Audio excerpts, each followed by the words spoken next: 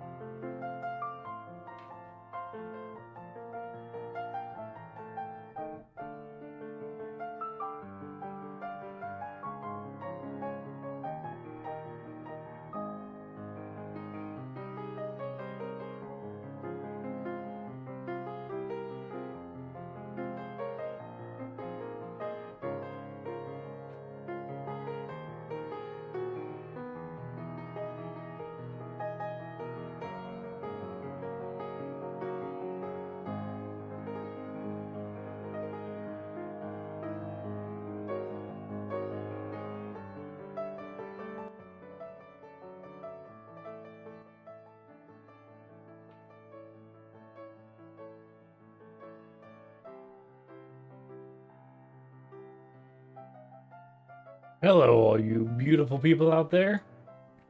How are ya? So I hope you're having a better start to your day than I did. It's been a bit intense. But we're here. We're good. We're gonna move everything off to the side. Okay, so... hair bigger. Alright, so today we're gonna take a look at a couple different resources for audio and game design, or audio and art design. So I want to start, I found a couple series that were interesting.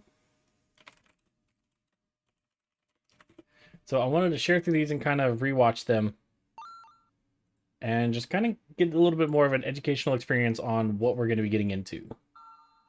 Sound. Sound is easy to take for granted in a game, but it plays a critical role in every game experience. I mean, even a simple sound can set the entire mood of a scene. Take, for instance, the sound of a door opening. The mood can be changed so it sounds happy, or sad, or terrifying.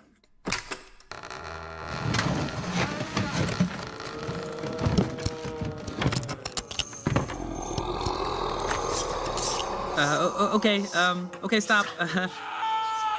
Okay, start the episode, please. Yeah, they had an art and a sound one that I was pretty excited to check out.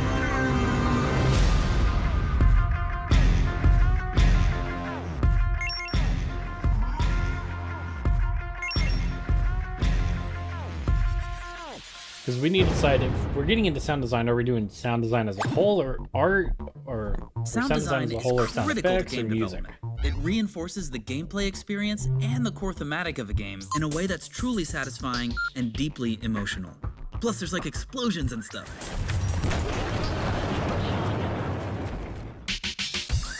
Let's break down the goal of sound design into 3 parts: providing gameplay cues, giving the player feedback, and driving the core emotion of a game. Sound design provides cues that clarify and reinforce what's happening to or around you. Things like whether your ability is ready yet, if there's damage being dealt to you,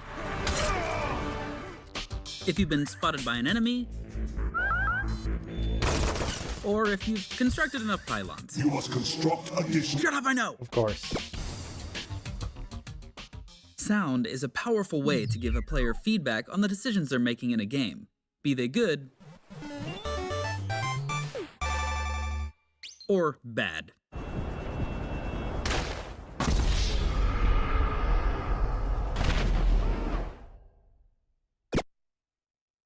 Sound design is a core emotional driver that works to pull you into the experience, like the bleak atmosphere created by the sounds in Papers, Please.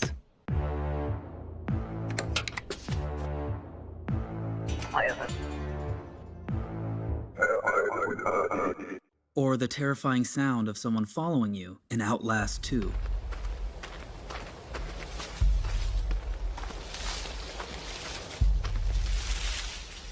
Or the immersive, nuanced sound of a car's engine in Project Cars 2.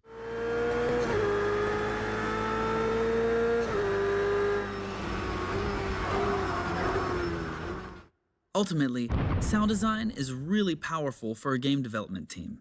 It's just kind of hard to give feedback on. Like, how do I say if I think a whoosh sound needs more whooshiness? Many people find it difficult to talk about sound design. It can be hard to describe parts of a sound without knowing the technical words we use. But honestly, a lot of the time we don't necessarily use words.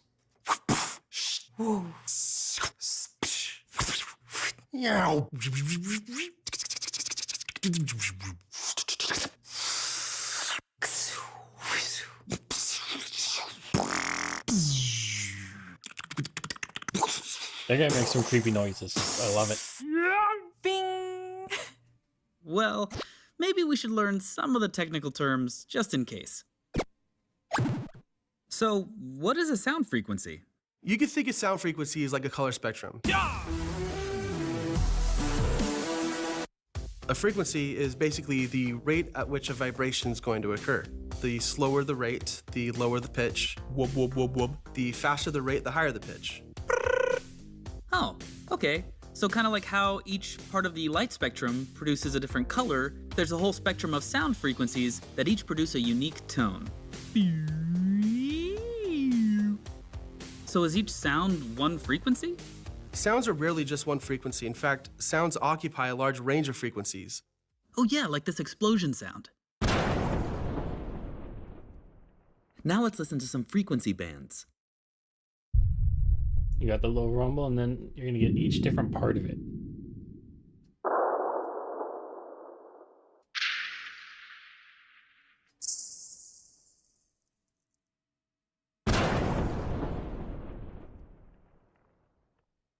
Up next, sound envelopes. So, what is that? You can think of an envelope of sound as the visualization of a sound from beginning to end, or the actual waveform. We like to break a sound into 4 parts: the attack, the decay, the sustain, and the release. ADSR. So what would the attack, sustain, decay, and release be of this punch sound? The attack represents the time it takes to go from silence to max intensity, or volume. The decay is the drop in intensity that happens after the attack peaks, and lasts until the sound reaches the sustain. The sustain is basically how loud the sound is for the majority of its lifetime. Finally, the release is how long it takes for the sound to fade to silence after the sustain. So all sounds have different ADSR breakdowns, and that's called the dynamics of sound. Small tweaks to the dynamics can have a dramatic effect on how sounds feel, or what emotion and context comes through. Let's check out the envelope of the punch we broke down earlier. If we increase the length on the attack of the punch, we get more of a lead up and maybe more of an anticipation to the actual punch. Oh, and we can increase the length of the release and make it sound like it's punching through a brick wall. All right, we learned some terms. Now let's dive into the sound designer's toolbox. Every sound effect has some sort of attenuation. In games, attenuation refers to the reduction in the strength of a signal as you get closer or farther from the source of the sound. Hi there. Hi there. In some stealth games, this concept is even visualized in the user interface. Some sounds have a very long attenuation, which means you can hear them from very far away, like a gunshot or a roar, while others have a very short attenuation. Oh, yeah, like things you'd only hear really close up, like footsteps or the sound of someone breathing.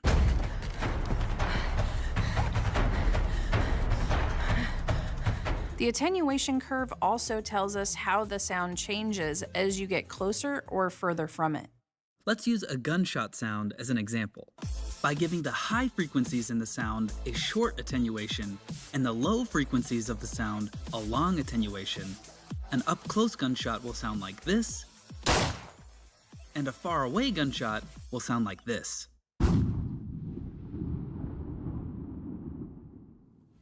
One sound effect, multiple attenuations for different frequencies. That is so cool, and also why we need to understand equalization. Equalization, or EQ, is the process of adjusting different frequencies within a sound. EQ can manipulate a sound by either boosting or cutting specific frequencies or frequency ranges. This might be used to cut out unwanted background noise or make certain noises or tones more or less intense. I want to show you something. I want to show you something. Let's talk about reverb. Reverb. Wow, that's a big discussion and a big topic. Everyone loves reverb. Easy to go overboard. Reverb is created when a sound reflects from a surface or the environment that it's in. There are many different ways you can use reverb. For a sound designer, we use it to either put sounds together, so it would be kind of a gluing mechanism for ourselves, or to sometimes express more of the environment that that sound should be in. Places where you might hear reverb would be in a hallway, in the bathroom, in the elevator. Hey man, what floor? Or maybe even a canyon. Hey, what's up, dude?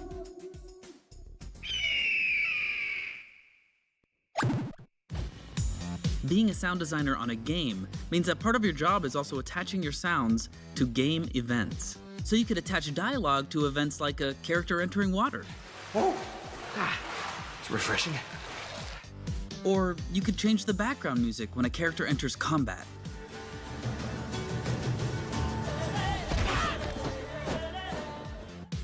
Or you could make a custom sound reaction when a sleeping enemy is suddenly shot into the air by a balloon.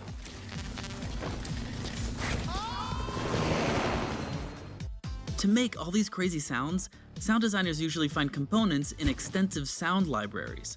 But if they can't find what they need in a sound library, they go to the Foley room. The Foley room is a magical place with all sorts of materials and objects where sound designers can create sounds themselves.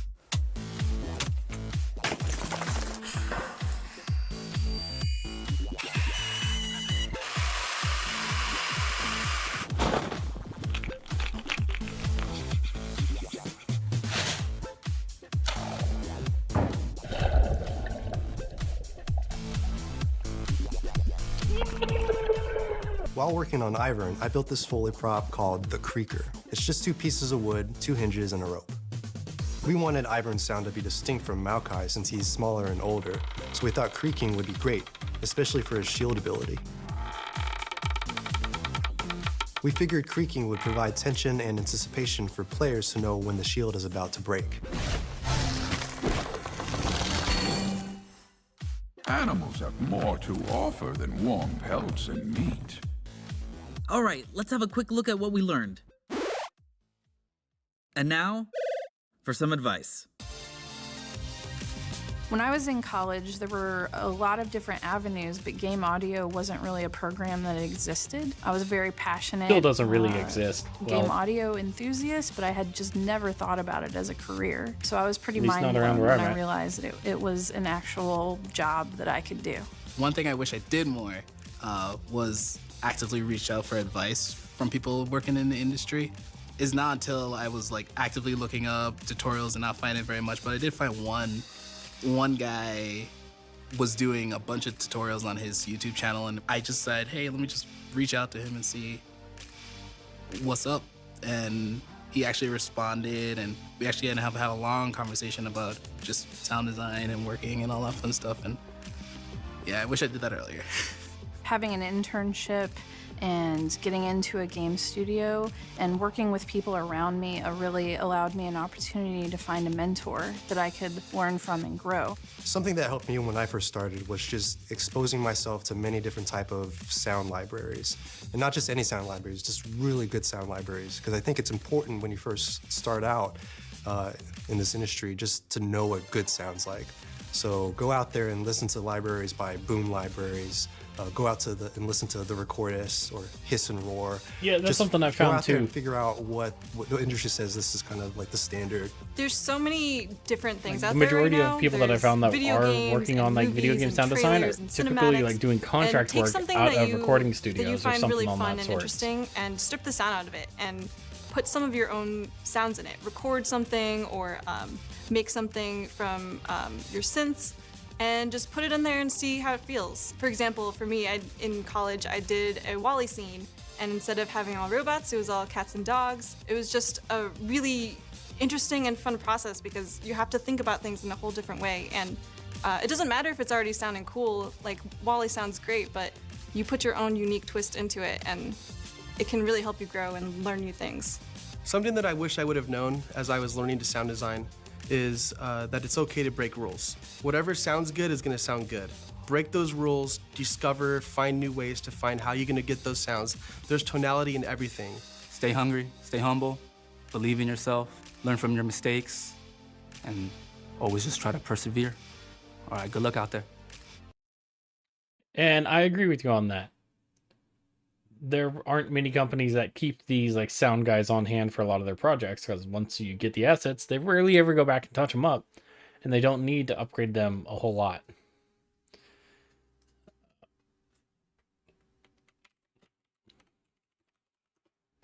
So there was that one, and then there was a two of these, I guess. Game art. Here. So here's the other in one I wanted to endless check out. void of space and time, we can finally ponder one of the greatest questions facing the whole of humanity. How does one become a video game artist? Well, good news! You're watching So You Want to Make Games. It's a 10-part video series, and it's all about making art for video games. We're covering concept art, character art, environment art, tech art, character animation, visual effects, sound design, user interface design, and a final video on game design. We'll be talking to professional game artists who have been making games for years, outlining their core principles, breaking down examples from games, and just getting a ton of solid Is it just advice me, or do for they starting like out. try to And get whole the thing most starts with attractive this people video, in their an company to do introduction these to the core videos? art principles that all video game artists use. Now, keep in mind, this is a springboard and these videos are far from comprehensive, and we might even be wrong sometimes. But if you're an artist that likes gaming, or just someone who wants to make games, this series is made just for you. And hopefully it can jumpstart your own personal journey toward a career in game development. All right, let's get started.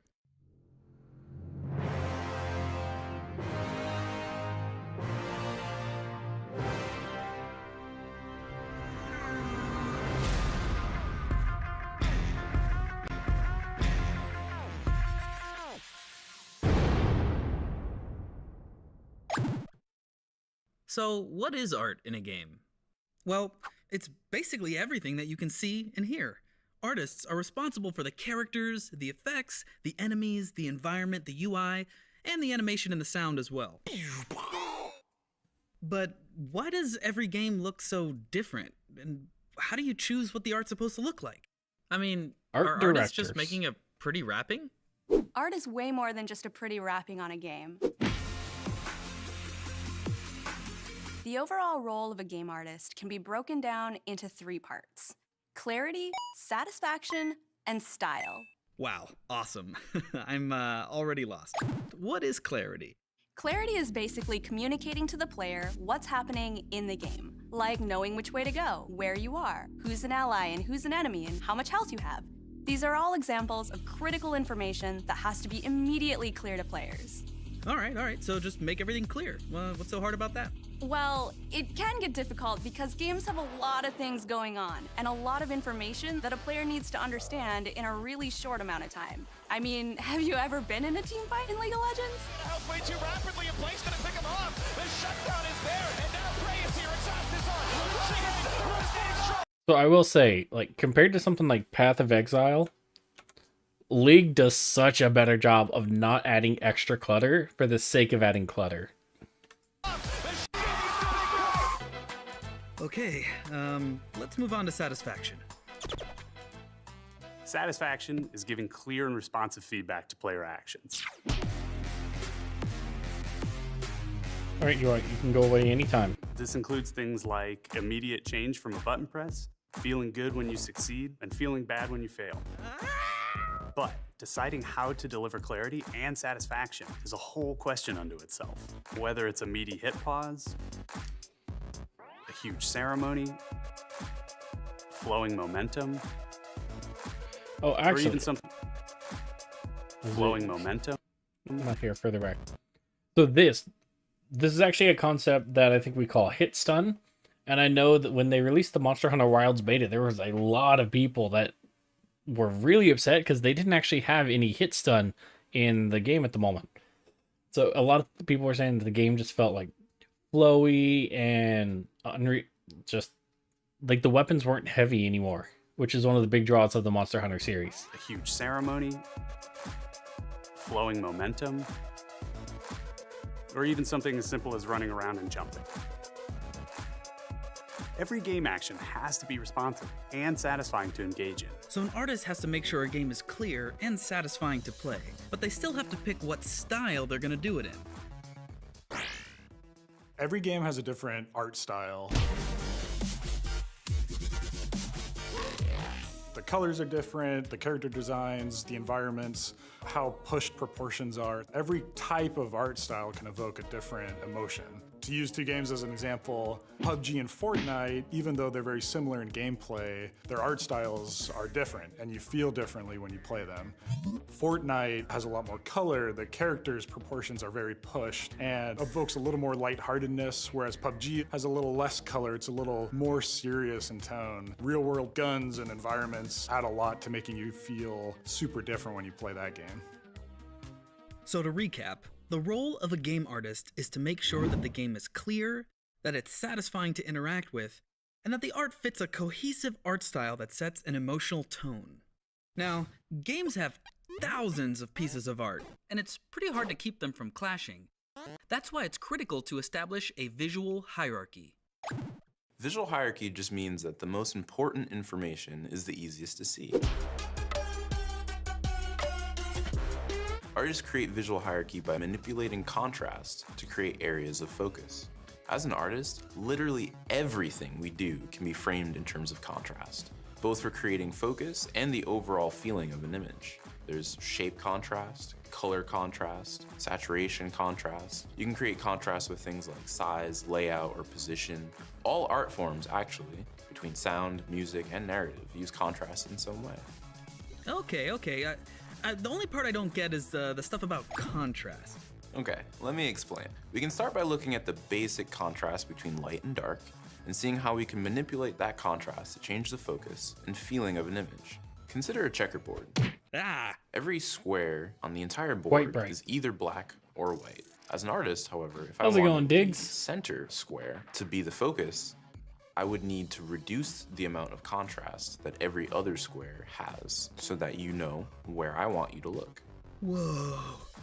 Art is so powerful, so I can make you look here, and here, and here, and here, and here, and here, and here, and here, and here, and here, and here, and here, and here. Another way to create contrast is using shape and size. Shape and size play a huge role in establishing a visual hierarchy. You can use shapes to create distinct points of contrast and achieve clear silhouettes. Shapes can also act as arrows and pointers to highlight where to look, what's dangerous, and what's safe. Size can be used the same way. By simply altering size, we can establish which enemy is the most important to be aware of. Just through changing shapes and sizes, we can communicate different kinds of information. Yeah, and the same thing's true with color. A lot of games use stark color contrast to clearly denote things that are really important to see. Yeah, like the bad guys in Superhot, or where you need to jump in Mirror's Edge. But perhaps one of the less obvious ways of establishing a visual hierarchy is how you apply detail to your game. There is always a question of where to put detail and how much to use. Oversaturation is typically a focal point of hidden object games. To cram as much detail into your game objects as possible, but that doesn't support the visual hierarchy.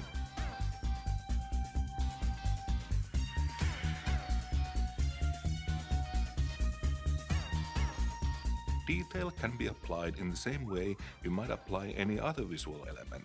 Creating areas of rest and areas of high detail is a great way to create contrast. Games like Journey and Inside do this to a high degree, but it's not just something in stylized games. Very realistic games use this idea as well by implying detail. If you look at a game like Uncharted and God of War, you can see how the detail is reduced in the distance, also called atmospheric perspective. This helps lead the eye and creates depth. Wow, so we can tune all these different aspects of art to make sure that the most important parts of a game are the easiest to see. Now that almost brings our video to a close. No! It's okay, look at all the stuff we've learned. So they've just covered Now, the let's basic core spend a few more concepts of minutes art. with Lisa, Sean, Tyson, But I think we still have to go Evan, over a and lot of Santu different for advice types on of artists. pursuing a career as an artist in games. If I had future me giving advice to past me, it would be something along the lines of just try everything. Find out what you are really passionate about. Whatever it is, it's gonna take a lot of hard work to get really good at it. I started out as a musician and dabbled a little bit in 3D and became a visual designer ultimately. If you just explore all of those different things, you'll find something that really sticks, something that you're really passionate about. And all of those fundamentals from all of those different disciplines within art, that's all valuable and it's gonna make you a better, more well-rounded artist in the end. So just try everything.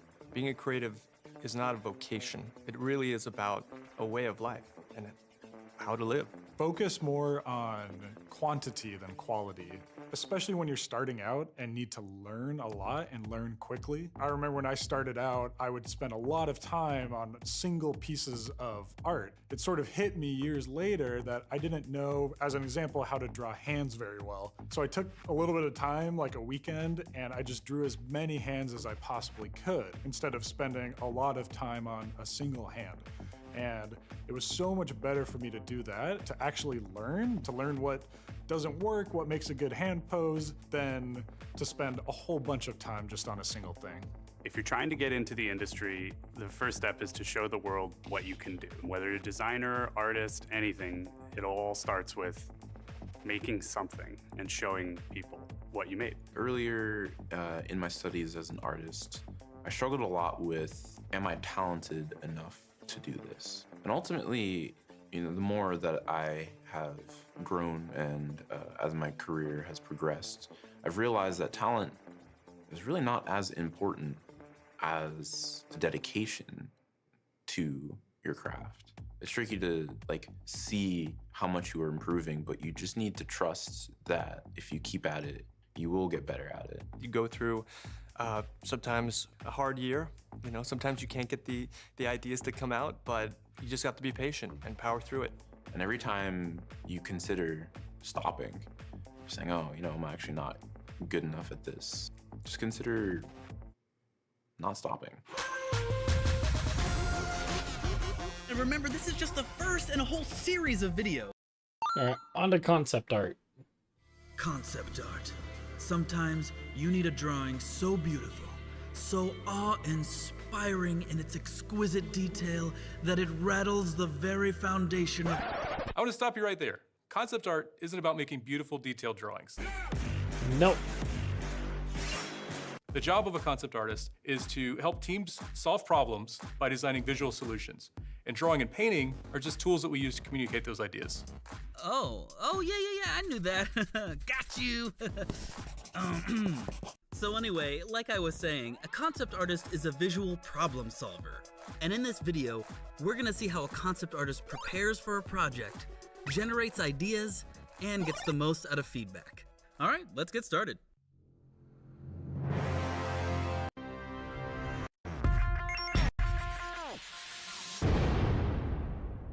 Concept artists are involved in the earliest phases of game development. They're the ones helping figure out what the game's gonna be and how it's gonna look.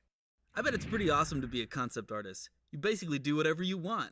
No limits, no constraints. Actually, constraints are really important. A concept artist's job isn't to explore for exploration's sake. It's to solve problems. Remember the ABCs of being a concept artist. Always be solving. And that means you have to know what problem you're trying to solve. Just drawing something cool doesn't necessarily push the team toward its goals. Before you even start drawing, find out what you're solving and establish your constraints. Yeah, I guess you're right. I'm not really sure where I was going with this drawing. Maybe I need some constraints. He needs a gun. Constraints help narrow the focus of a concept artist, and they prevent endless spinning on ideas. Thematic constraints, like lore, the setting, and the tone of the game, limits the kind of content a concept artist will brainstorm. You know, for instance, a dubstep gun is a great idea for a game like Saints Row, but it might be kind of out of place for other games. How the game is experienced also has a huge impact on concept. Designing visuals for a first-person perspective will bring focus to different aspects of your design and have different limitations and constraints, compared to designing something for a third-person perspective or a top-down perspective. The rules and mechanics in a game set huge constraints as well. If your ability is to pull enemies close to you, a concept artist is usually the one figuring out what that might look like. Toasty? Even something as simple as how many health points a character has influences the design and constraints a concept artist works within. Alright, once you got your constraints set up, it's time to start researching. What? I thought we were gonna draw. Where am I supposed to research stuff? So there's all kinds of research to immerse yourself in. If you're making an adventure game, play other adventure games. If the game takes place on a mountain, get lots of images of the mountain, maybe even go visit one. Collecting all this reference will help you build what's called a mood board. Oh yeah, a mood board. That's like that collection of images and reference material that kind of shows off the theme and tone of what you're going for. But why do a mood board before you start drawing? A mood board is a great first step because you can get feedback from the team without doing much work.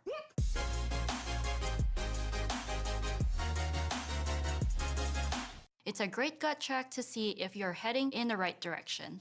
An effective mood board makes it very clear what you're going to be doing. It can include short descriptors, often called pillars, and should represent a fairly narrow direction. A mood board that's too general or scattered will make it hard to stay focused and is more likely to result in confusion or pivots down the road. Alright, I got my constraints. I got my mood board. Time to start drawing my great ideas. Any second now. Oh crap, I don't have any good ideas. What do I do? Unfortunately, there's no formula to come up with good ideas. Sometimes people say a good idea is original, something that hasn't been done before. But chasing originality more often than not can just be paralyzing. It might stop you from experimenting. So the key is to just try a lot of stuff and not to be too precious about your work. That's why it's also so important to draw fast and loose. We call this drawing for ideation. Drawing for ideation still requires strong fundamentals, but it's not about rendering a beautiful, polished image. It's all more about getting the essence of your idea in front of your team. And a sketch can more often than not be enough for your team to understand the idea and to get really excited about it. Ooh, I know. Let's get some concept artists together and watch how they rapidly generate ideas. The problem they're solving? The team needs an idea for a magical weapon. The constraints? It must be a wizard's staff, topped by a powerful ancient crystal.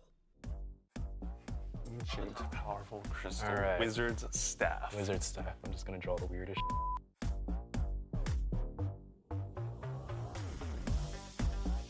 I'm gonna base all my crystal shapes on various candies from my childhood. Like a Candymancer. Damn.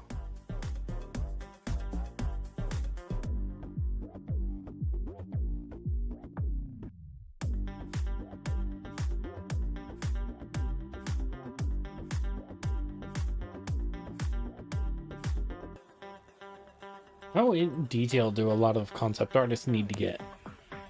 That's one thing I'd be curious to find out. Like, what's considered a normal set of depth? I'm gonna do the frog. It's gonna look exactly like yours, but just way better. I'm already stuck. How many teeth do snakes have? Like 4.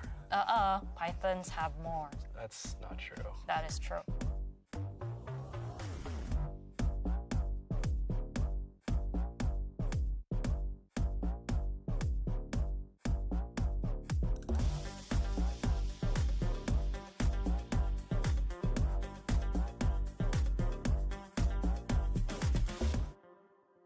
That's a lot of staffs. Whoa, that was awesome! Saves.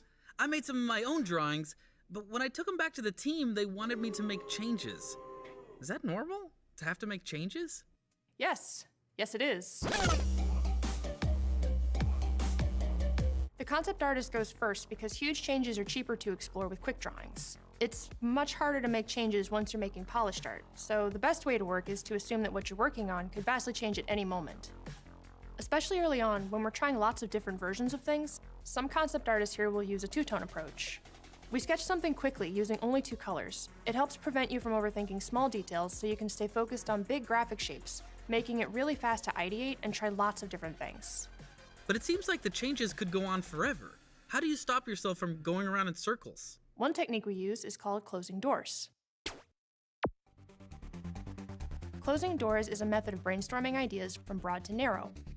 You start by presenting a broad set of ideas to your team, and then, with every iteration cycle, you close off the ideas that didn't work and expand upon the ideas that the team liked. Continuing this way will ensure that each idea is more narrow and more precise. The trick is resisting the urge to reopen closed doors. But what if everybody on your team still has a different opinion? How do you make sure you're getting good feedback? Ask specific questions and keep the goals clear. If you ask something broad like, hey, do you like this? You'll get all sorts of answers. But if you approach it from a goals perspective, like which feels the scariest, it'll keep your feedback on track. What else should I do? Avoid grand reveals. Make sure to show your work early and often. If something needs to change, it's better to know as soon as possible. All right, no grand reveals. Any other advice? Present your work like you care about it. It matters a lot how you communicate your work. And as a concept artist, you're often the inspiration for your team. So, this is the concept I did. I don't know if you guys dig it or not, but it's a guy with like wings and he's Darius. So imagine Darius with a chainsaw axe, right? And he's literally got a jetpack with wings, and when he flies up for his ult, he's gonna come back down on you, and just a rain of fire is coming behind him. All you hear is just him cutting through you with chainsaw grinding. It's gonna be metal as Unmatched power. All right, let's go I over never what noticed we've that learned. thing had a chainsaw First at the off, end. before you even start drawing, know what you're solving, set your constraints, and do your research. Once you are drawing, make sure you draw fast and loose. Try lots of ideas and try to work from broad to narrow. And finally, when you're navigating feedback, make sure you ask specific questions relating to your goals, avoid grand reveals, and present your work like you care. Whew, there's more to concept art than I thought, but we're finally at the end of the video, and that means it's time for advice and stuff. When I was starting out, I really wish that I had been less obsessed with making good art. The heart and soul, I feel like, of concept art for me that I came to find what it was that moment where you have like a lot of different doodles, a lot of different versions of a thing, and you're like talking through those things with the team. Have your sketchbook everywhere you go. Pull it out anytime you're waiting for food, anytime you're standing in line. Have it as a natural extension of your body. You can really learn a lot simply from observation and absorption, and then taking that and making it your own and making it personal to you.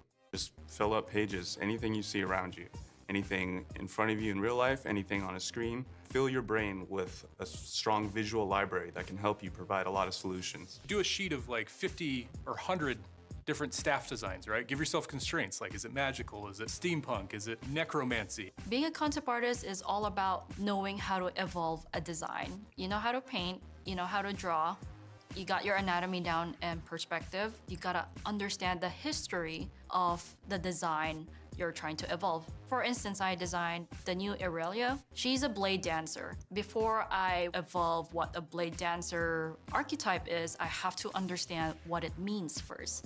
Just explore ideas visually. You'll find those nuggets of, oh, well, these are the constraints, that's what I can do, I can't do. How does this shape language convey the idea? How does the coloring that I use, how does that convey the idea?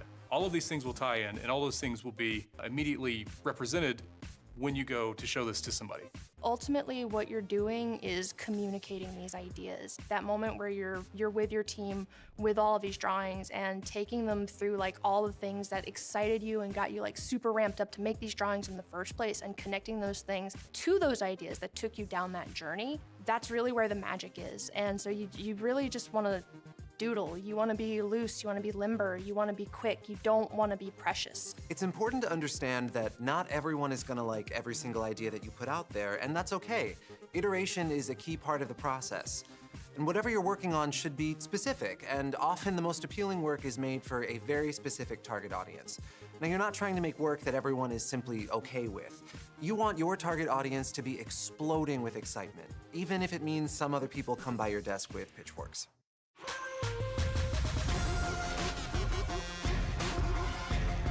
What is the next one there thing? Character art?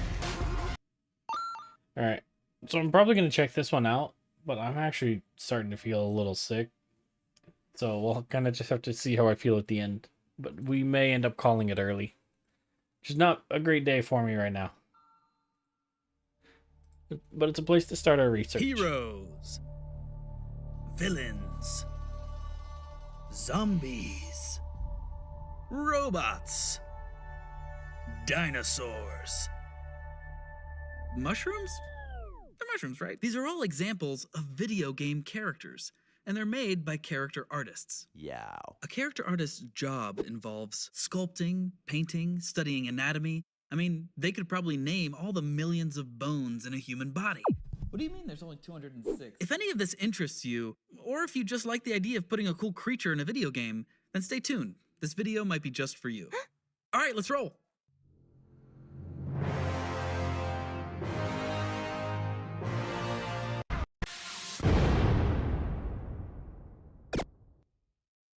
"3D character artists.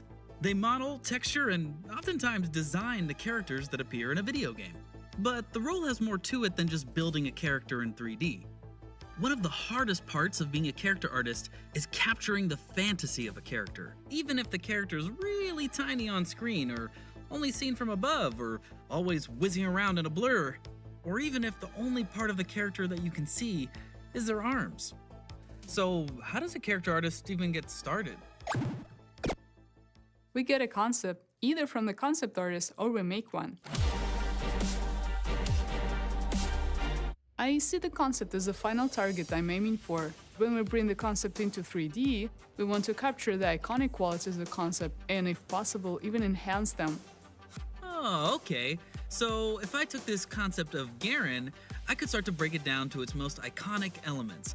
That would probably be his sword, his pauldrons, and his scarf. If we look at Garen's model in League of Legends, you can see that he's been already simplified down to these 3 basic elements because he's so small on screen. The only danger is losing the character's essence as you simplify them down to their core elements, or choosing the wrong core elements to simplify them down to. Like if we reduced Garen down to his boots, hands, and hair. And that's why character artists work very closely with concept artists to make sure they preserve the character's iconic traits. Okay, so how does the 3D modeling process actually start? Our process generally starts with creating a quick proxy model, which just has big blocks of shapes and color. We use the proxy to check for key proportions and silhouette as soon as possible. We then make adjustments based on how the model looks in-game, continuing to push readability and adding detail and contrast to highlight the focal points.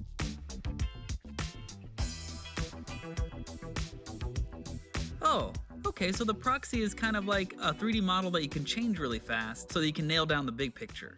But wait, before we go any further, what is a 3D model? Oh wait, am I supposed to do this part? Okay, hold on.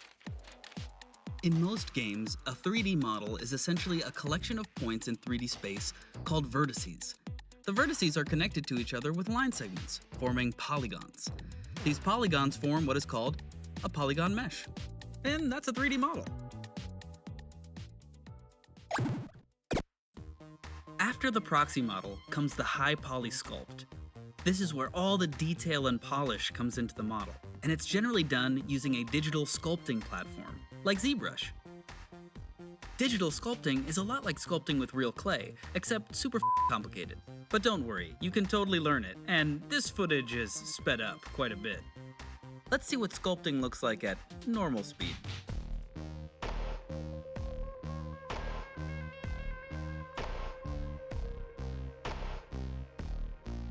Very slow. Okay, I think we get it. Let's move on.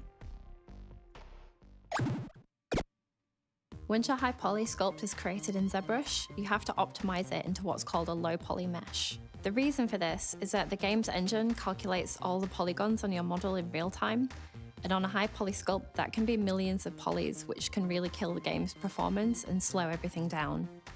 The low poly mesh is basically a simplified version of your sculpt, but with way fewer polys.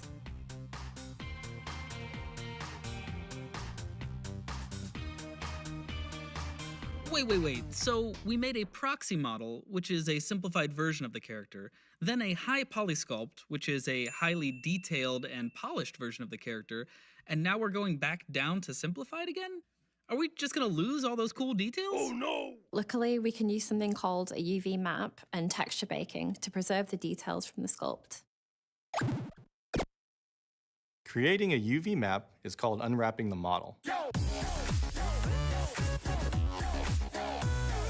A UV map is basically an image of the model's surface area. It's like unfolding a cardboard box or peeling an orange and laying the skin out flat. The next step in the process is projecting the high poly details onto the low poly mesh. We call this texture baking, which gets us all those details without adding any polys. Whoa, and you can add color to your model by painting your UV map. This nightmare-inducing process is called texture painting. Okay, that's enough. An alternative to using purely Alright, so even 6 minutes into here, I can tell I am not interested in doing 3D. hand-painted textures is using shaders to generate different colors, materials, and effects on your model. This is a much more technical approach, but can also be incredibly powerful. So let's watch a quick overview of how a shader works. Shaders are basically chunks of code, and they dictate how the surface of a model should look. Shaders generally have a lot of options and inputs. In this example, it has one for color, one for transparency, and one for how metallic it looks. So that means if we change the shader's color, it'll affect the color of the models. If we change the transparency slider, the models will become more see-through. Anyway, let's move on to the metallic slider, which will make the models look more reflective, giving them the appearance of metal. You can also connect images to the shader options. This is called applying a texture map. For instance, we can plug a checkerboard into the color input. But if we take that same checkerboard texture and plug it into the transparency channel, the checkerboard no longer controls the color, but rather the level of transparency. Alright, let's look at some other shader options and see how they can work together. Let's say we want to make these models look like they're made out of cracked rock. So the first thing we can do is apply a cracked rock texture map to the color channel. Next, we can apply a normal map. This funny-looking texture dictates how light will interact with the various details and bumps on the rock. Finally, we can apply a height map. This texture dictates how much various parts of the rock should stick out. Let's crank that up. Oh, okay, too much. So you can see how just these three maps can work together to give the appearance of a rock. And remember, this is just a tiny preview of the kinds of things that shaders can do. So be sure to get out and research more about shaders if it's something you're interested in. Alright, so we've gone through a bunch of different things. First there was the proxy model, then the high poly sculpt, then the optimized low poly mesh, then the unwrapped UVs, the texture bake, the texture painting, we learned about shaders. There is a lot of technical stuff in character art. I'm still scared of just learning something like ZBrush. While it may take a little while to learn a program like ZBrush at first, it's not really the main obstacle to becoming a good sculptor. The most important thing is to learn anatomy. In order to create a believable sculpt, you need to understand how the bones and muscles work, or the sculpt will end up looking pretty weird, and it may also be difficult to animate. But what if I want to make like crazy creatures and stuff? How will real-life anatomy knowledge help me with that? Once you really understand anatomy, you can bend the rules a bit to invent new creatures that are strange but still believable. You can take the anatomy of humans, birds, insects, and Frankenstein those together to make creatures that don't exist but still look really cool. Take Nunu as an example. We took the face of a lion, a bear's pelvis, we gave him 6 arms like an insect, and we combined it all together to make a pretty weird creature but still feels like a believable living beast. Whoa! I should really study anatomy. That was way better than my version of Nunu. So in the concept art video, we talked a lot about how changes can occur during development. Are there any kind of last-minute changes that can happen to a character artist? Sometimes we find that parts of our design that look great when the model is in neutral pose just don't work once the character is moving.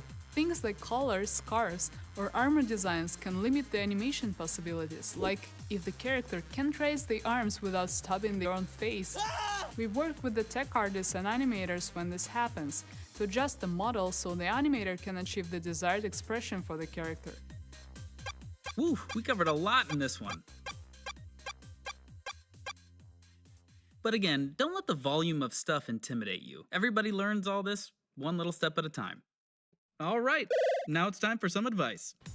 So one thing that I find difficult for some of the artists I work with is staying inspired. I still read comic books, I still get excited for comic book characters, all the Marvel movies, anime I still watch, cartoons with my kids all the time. So all that stuff still excites me, and I think it's just holding on to the things that excited me when I was young and still letting them inspire me today. I would say what's really important and a fun thing to do is get involved with online art communities such as Polycount and ArtStation. If you use those sites, you can easily find people who inspire you and find people who you look up to, and you can try and emulate what they're doing in your own pieces. Don't be fixating on the technical aspect, try to cultivate more of an artistic vision and develop some new ideas. All right, so I think with that, I'm actually going to have to head back to sleep. I'm still not feeling great, so I'm going to try and get a little more sleep. Hopefully we'll be back in a bit if I'm feeling up to it, and we'll try and start exploring some of the resources people use, things like what applications, and we'll try and lean more into talking, see if we can talk to a few other people so I can try and figure out if I want to focus on doing something more like audio and sound design, or kind of lean more towards that concept artist type stuff, or if that's even something we're going to be able to do in the game jam, because typically game jams are quick turnover, so we may not have use for a character artist or a concept artist and just want something that can go like real quick. Anyhow, I will catch y'all later. I will see you hopefully either later tonight or either that if I can't make it tomorrow. Until then, y'all, take it easy.